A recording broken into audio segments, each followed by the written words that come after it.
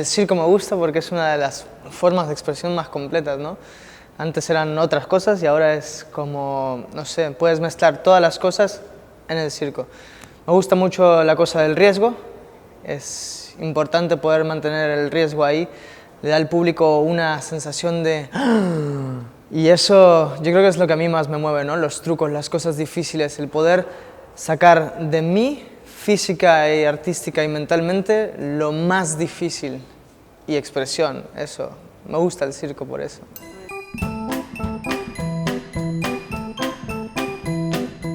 De aquí a 10 años, wow, va a crecer muchísimo. 10 años es un tiempo increíble, van a pasar varias generaciones de artistas. ¿Cómo lo veo? Lo veo... No lo tengo claro, nunca me había planteado la pregunta.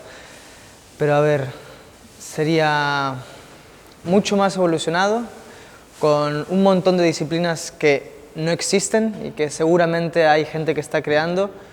La combinación más y mejor unificada de todo lo que es artística, como teatro, música, danza, aprovechados y subidos de nivel, más técnica, más dificultad y mejor acomodado. Es lo que yo veo.